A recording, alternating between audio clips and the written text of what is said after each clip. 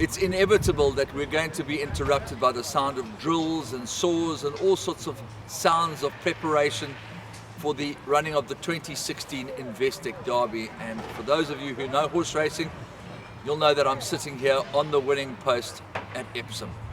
This particular race course has been going since 1780, when Lord Bunbury and Lord Derby flipped a coin, hence the fact that the Derby became the most famous race in England.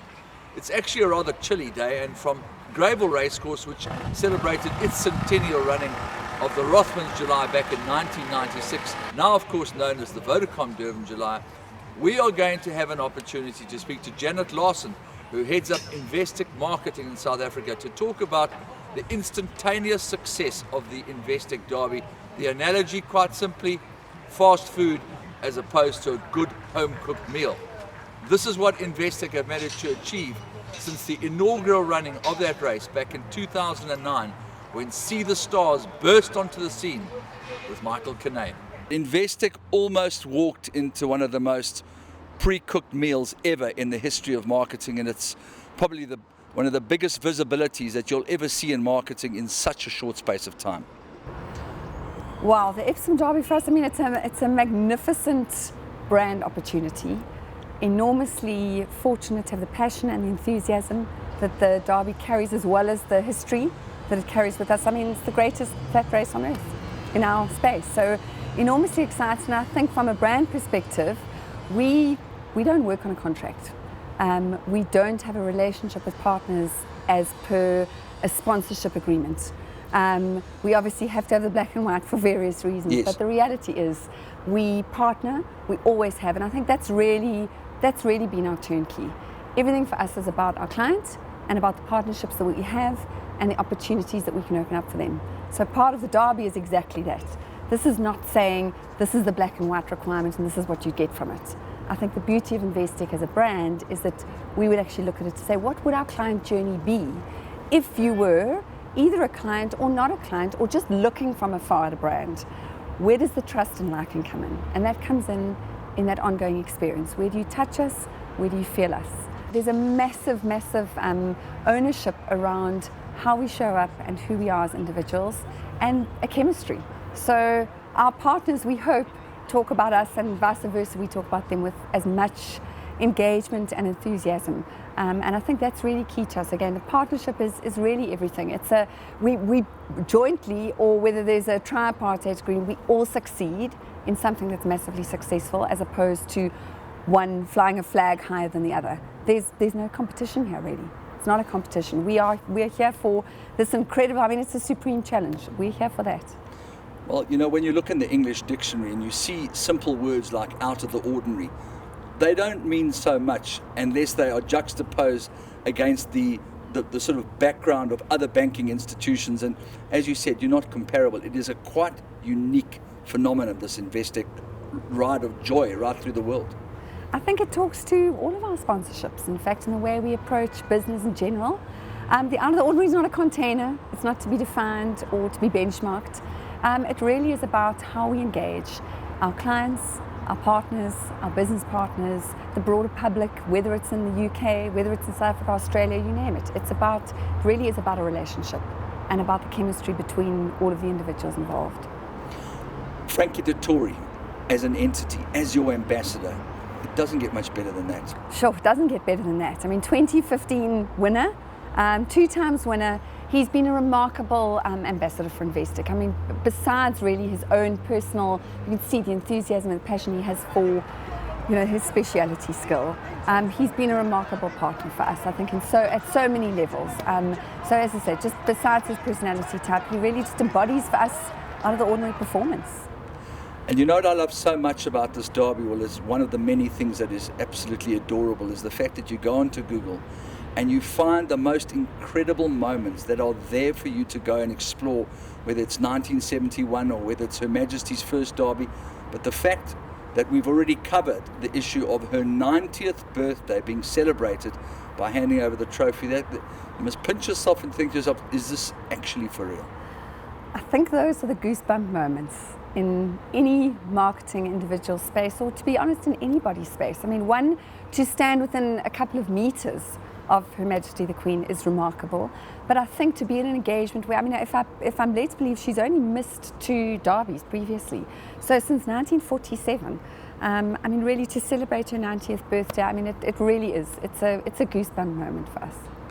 And often my father used to tell me, never use the word never, but this will never happen again, that Her Majesty, the monarch of England, will celebrate her 90th birthday at the races. It's just not going to happen again.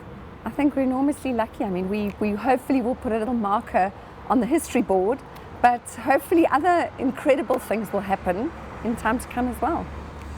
We live in a world of many choices, but the English people within the immediate proximity or anywhere within reach of EPSOM wouldn't dare do anything else on this day. I mean, to get 175 or 200,000 people is not beyond the realms of possibility. I think having experienced the EPSOM experience, I don't think the locals could actually move. Given the number of people, whether it's in the car parks, whether it's now, this year, in fact, the family enclosure, and I think that's the beauty of EPSOM.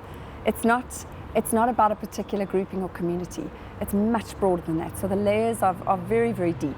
And the family enclosure this year is double the size that it's been in the years before. So I think the local community, this is something to embrace. This really puts EPSOM on the map as well. And we've been incredibly fortunate to have had the many years of EPSOM.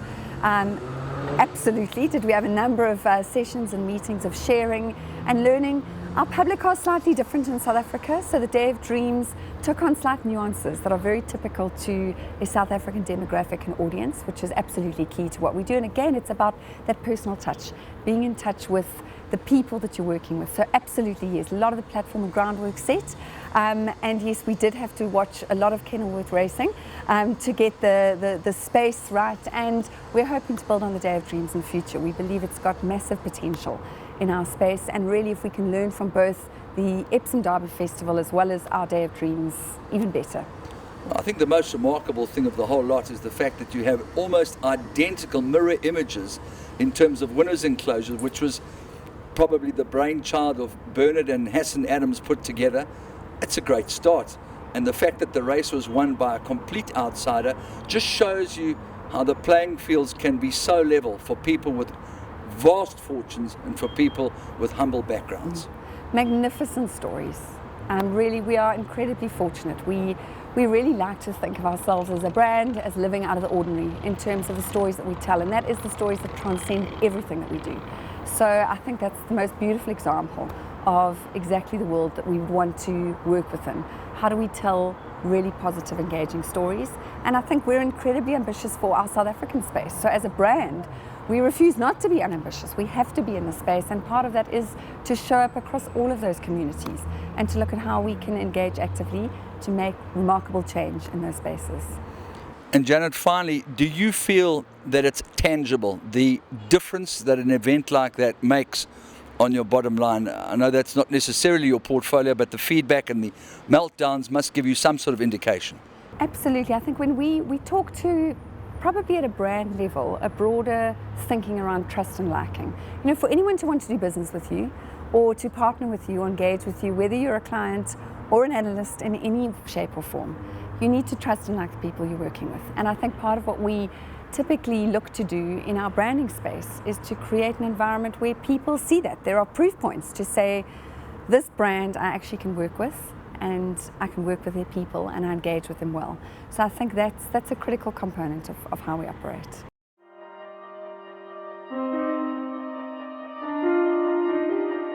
It was the brilliantly innovative Federico Tessio, owner-breeder of the Italian super colt Rebo, unbeaten across Europe in 16 top races in the mid-1950s, who delivered the ultimate tribute to today's great occasion when he said, "The thoroughbred exists because its selection has depended not on experts, technicians or zoologists, but on one piece of wood, the winning post of the EPSOM Derby."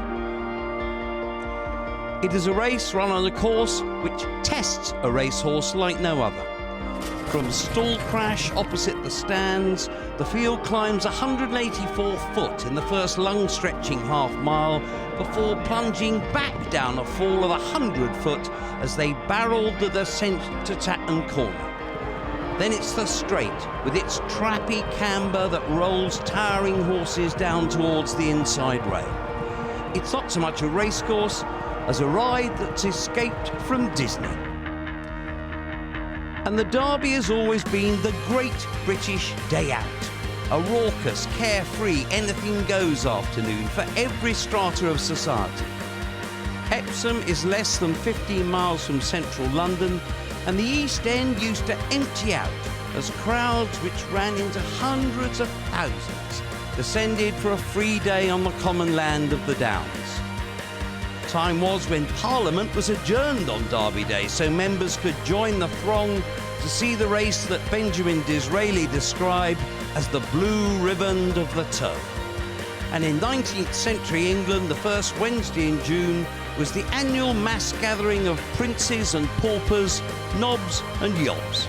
Sir Winston Churchill, who had an instinct for the people's pulse like no other, was a huge Derby aficionado who knew that for one day of the year, the nation was less interested in the equality of man than it was in the inequality of horses.